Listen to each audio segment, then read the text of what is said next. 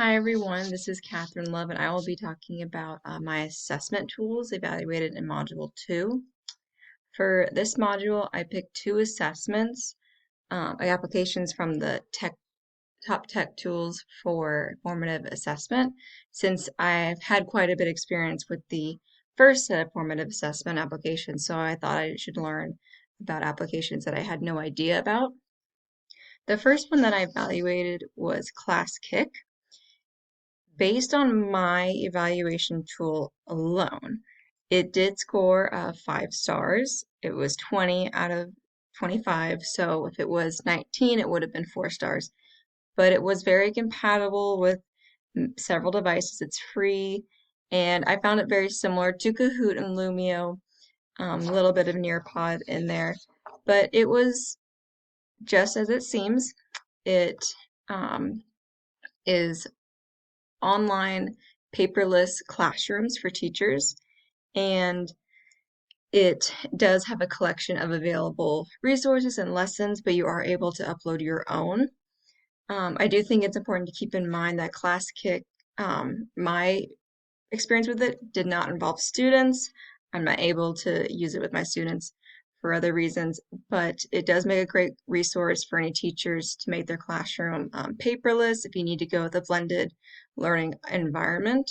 One of the biggest positives of ClassKick is how interactive it is and the feedback it can have for teachers and students' response times.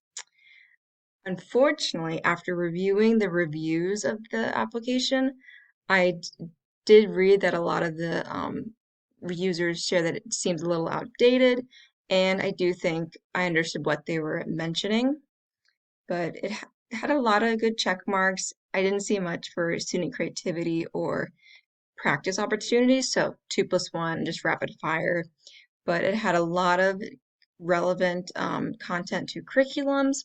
So I'm going to go and switch my screen to ClassKick. So this is what you would see if you were making your own assignment. And for my fifth graders, we do a lot of figurative language.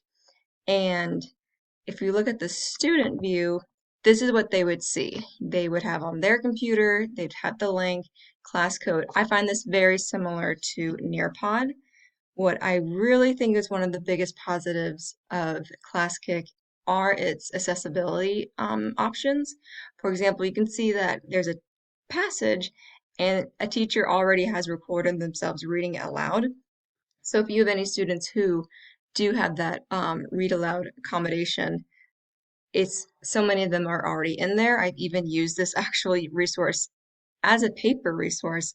So the fact that someone's already created it and made it a digital resource, I think that just goes and shows that you can do this in a flipped or station teaching. A flipped classroom could assign this online. Your student does it outside of your classroom. And in a station teaching, you have your little, one of your rotations is simply you're on your computer creating your own assignment. Another big plus I thought was you can connect with other teachers at your school as a special ed teacher. I loved this idea. I thought that was really nice because sometimes I don't get to see what my co-teacher sees for my students.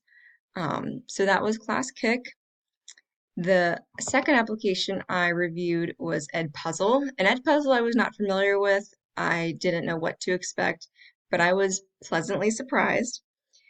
It didn't seem like much to me at first because I thought it was just kind of YouTube for teachers, but it's compatible with computers, tablets, phones, and it's listed as for grades 3rd through 12th, but I do believe you could find as many videos you needed for the lower grades. But the reason is at 3rd grade, there's a level of independence and responsibility needed from students, but it scored 21 out of 25 and 5 stars.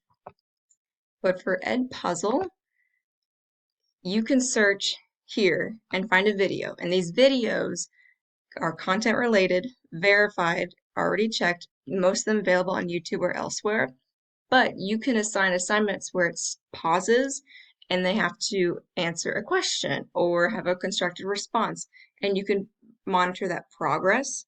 I really liked that idea. I think that was key for me that it's not just a collection of videos, but it does have a purpose, almost like Brain Pop, but all the videos ever to be found here.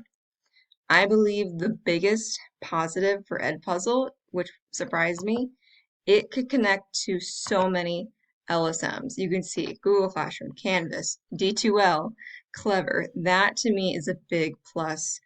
And I almost gave this 22 out of 25 stars because I thought that's such a valuable tool and makes our lives so much easier. But the more you go up, what you need for it would cost. But those are my two tools, and I hope you learned something new or have any interest in finding them. Out of the two, I would recommend Edpuzzle over ClassKick, and I hope you have a great rest of your day. Thanks.